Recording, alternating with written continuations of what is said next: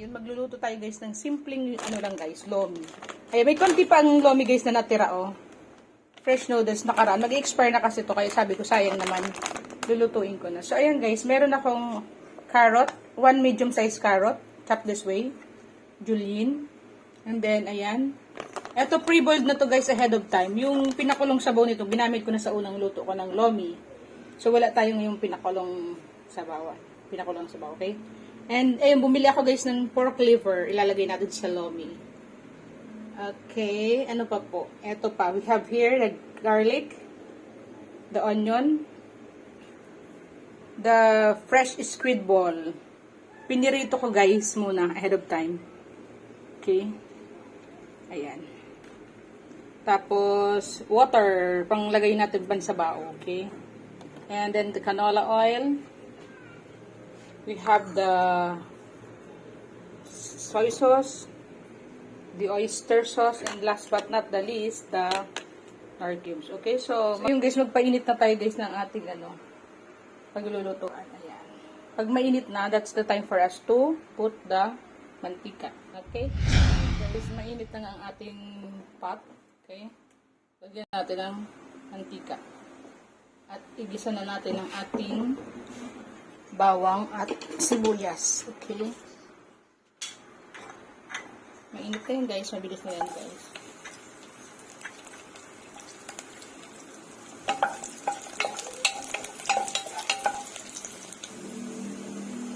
Ang sibuyas. Konting ano lang guys. Sibuyas lang.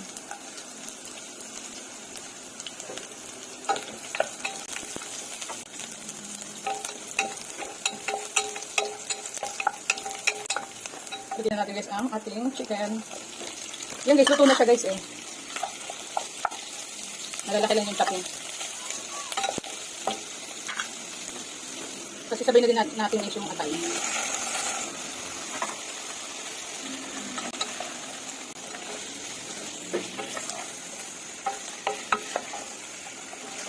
Haluin lang natin siya guys. Tapos lagyan na natin guys ng toyo. Lagyan na natin guys yung oyster sauce, okay?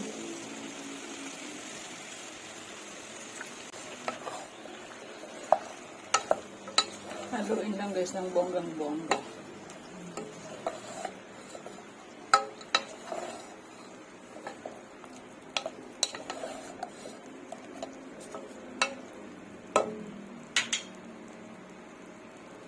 So, lagyan na natin guys ang sabaw.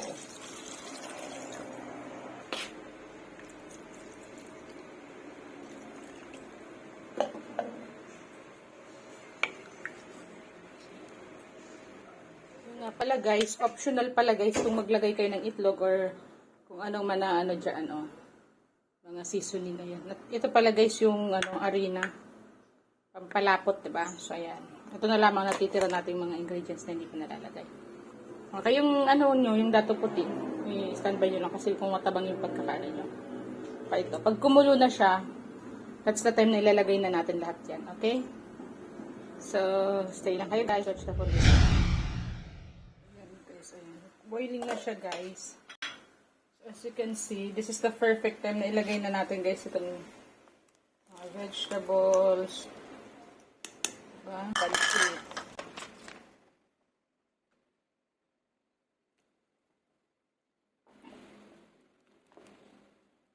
Mas marami guys ang sahog ko kasi konti na nga lang yung lomi, diba? Tapos, mamaya pagluto na saka natin ilagay yung guys. Tawag nito? Itlog. Lagyan natin guys ng paminta, durog. Ground. Nagustuhan kasi ni Smart Kid nung nakaraan yung lomi. Kaya sabi ko, ayun, may lulutuin pa. Bumili na talaga ako ng pansahog. Ilalagay ko na guys ang nor cubes, okay? And guys, ilagay na natin guys yung nor cubes. Nor chicken cubes. I-melt ko lang yan guys. Pwede din natin guys lagyan itong garlic powder.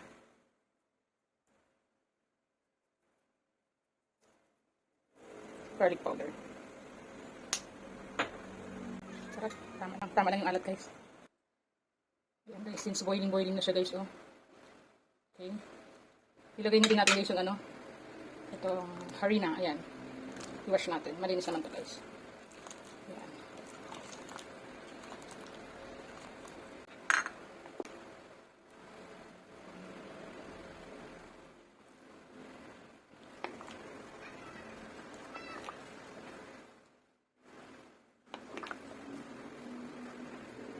Lutuin lang natin guys ang lomi.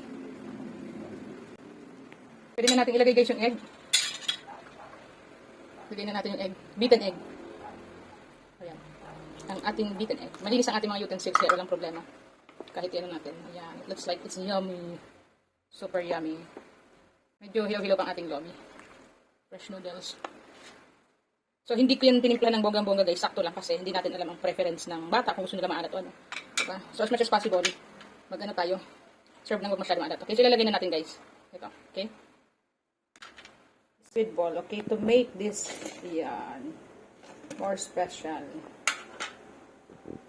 Super special. Super special lomi. You know. So, it's done na guys. Kainan na. May special lomi guys. May itlog, may chicken, may pork liver. Konti lang yung lomi actually. Kasi, mga parang nasa ano na lang yun eh. 150 grams na lang yung nilagay ko. Mas marami yung sahog. Okay, so alright. Kainan na tayo guys. Bye and thanks for watching. Love you all. Luto ng ating lomi. Lomi is life.